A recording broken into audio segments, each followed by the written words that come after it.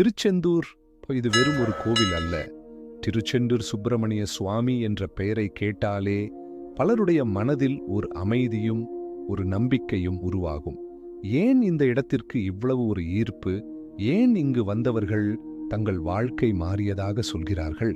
எவ்வளவு கஷ்டமான சூழ்நிலையிலும் மனசு உடைந்த நேரங்களிலும் இந்த இடம் ஒரு விதமான சக்தியை தருகிறது. இங்கு அருள் பாலிக்கும் சுப்பிரமணிய சுவாமி ஒரு தெய்வமாக மட்டுமல்ல, ஒரு நம்பிக்கையாகவே மக்களின் மனதில் இருக்கிறார். இன்றைக்கு நாம் பார்க்க போவது ஒரு சாதாரண கோவில் வரலாறு அல்ல. இது மனித நம்பிக்கை எப்படி ஒரு வாழ்க்கையை மாற்றுகிறது என்பதற்கான ஒரு ஆன்மீக பயணம். இந்த பயணத்திலே நாம் புராண கதைகளையும் மன்னர்களின் வரலாறையும் மனித மனதின் தத்துவத்தையும் ஆழமாக பார்க்கப் போகிறோம். ஒரு காலத்தில் உலகில் ஒரு பெரிய அசுரன் இருந்தான். அவன் பெயர் சூரபத்மன். அவன் மிகவும் சக்தி வாய்ந்தவன். தேவர்களையெல்லாம் துன்பப்படுத்தினான். மக்கள் பயத்தில் வாழ்ந்தார்கள். வானம் கூட அவனின் பெயரை கேட்டால் நடுங்கும் அளவுக்கு அவன் சக்தி வளர்ந்தது. அப்போதே தேவர்கள் எல்லாம் ஒன்று கூடி சிவபெருமானிடம் சென்று வேண்டினர், எங்களை காப்பாற்றுங்கள். சிவபெருமான் தனது 3ஆம் கண் சக்தியிலிருந்து ஒரு தெய்வீக ஒளியை உருவாக்கினார். அந்த ஒளியிலிருந்து பிறந்தவர்தான் முருகன். 6 முகங்கள், 12 கைகள். அவர் சாதாரண கடவுள் இல்லை, அவர் ஒரு தெய்வீக வீரன். அவருக்கு ஒரு பெரிய பணி கொடுக்கப்பட்டது. சூரபத்மனை அழிக்க வேண்டும். முருகன் தனது சேனையுடன் பயணம் தொடங்கினார்.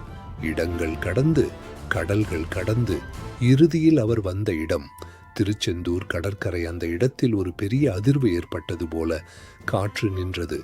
அலைகள் கூட அமைதியாகின. ஏனென்றால் போர் ஆரம்பமாக போகிறது. சூரபத்மன் தனது முழு சக்தியுடன் வந்தான். அவனது படைகள் வானத்தை மூடியது போல இருந்தது. ஆனால் முருகன் பயப்படவில்லை. அவர் தனது வேலாயுதத்தை எடுத்தார். ஒரு கணத்தில் முழு கடற்கரை வெளிச்சமாகியது. போர் தொடங்கியது. மின்னல் போல தாக்குதல்கள், அலை போல தாக்கும் படைகள், மணல் கூட அதிர்ந்தது. போர் நீண்டது.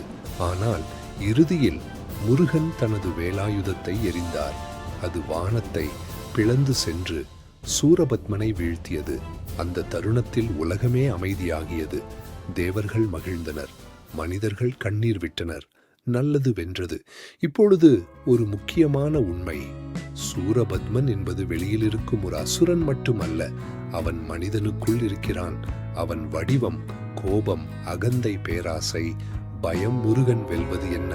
மனிதன் தன் உள்ளத்தை வெல்வது. அதனால்தான் திருச்செந்தூர் ஒரு கோவில் மட்டுமல்ல, அது ஒரு மனப்போரின் சின்னம். இந்த வெற்றியின் நினைவாக தேவர்கள் மற்றும் மக்கள் ஒன்று கூடி சொன்னார்கள், இந்த இடம் புனிதமானது, இங்கே முருகனுக்கு கோவில் கட்ட வேண்டும். அப்படியே ஆரம்பமானது திருச்செந்தூர் முருகன் கோவில். முதலில் ஒரு சிறிய கோவில் மட்டும் இருந்தது. ஆனால் காலம் செல்ல செல்ல பாண்டியர்கள் அதை வளர்த்தார்கள், சோழர்கள் அதை அழகுபடுத்தினார்கள். இந்த கோவிலின் விசேஷம் என்ன தெரியுமா?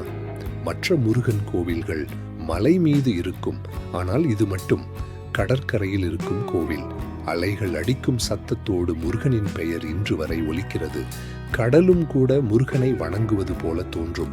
இங்கே வரும் மக்கள் எல்லாம் ஒரு விஷயம் நம்புகிறார்கள், முருகன் இங்கே இன்னும் உயிரோடு இருக்கிறார்.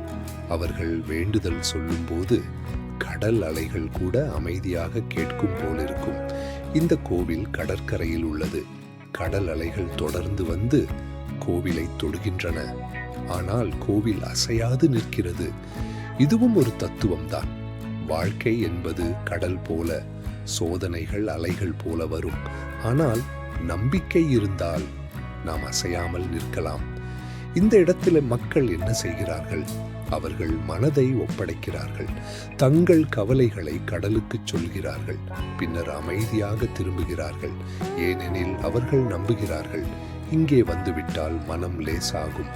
மனித வாழ்க்கை ஒரு போர். ஒவ்வொரு நாளும் நாம் நம்மை நாமே வெல்ல வேண்டும். சில நேரம் நாம் தோல்வி அடைகிறோம்.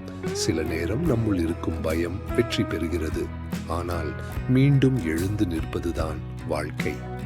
திருச்செந்தூர் நமக்கு சொல்லுவது ஒன்றுதான், உன் உள்ளத்தை வெல், உலகம் உன்னை வெல்ல முடியாது. இங்கு நடக்கும் ஸ்கந்த சஷ்டி விழா மிகவும் பிரபலமானது. அந்த நாளில் சூரசம்ஹாரம் நடைபெறுகிறது. அது ஒரு போரின் மறுபதிப்பு அல்ல, அது ஒரு மனவெற்றியின் நினைவூட்டல். இன்று இந்த கோவில் நமக்கு சொல்லும் செய்தி ஒன்றுதான். உலகம் எத்தனை பெரியதாக இருந்தாலும் உன் உள்ளம் அமைதியாக இருந்தால் நீ வெற்றியாளர். திருச்செந்தூர் வெறும் இடம் அல்ல, அது ஒரு உணர்வு, ஒரு நம்பிக்கை, ஒரு ஆன்மீக பயணம். இந்த நம்பிக்கை உன் வாழ்க்கையிலும் இருந்தால் நீ எதையும் கடக்க முடியும்.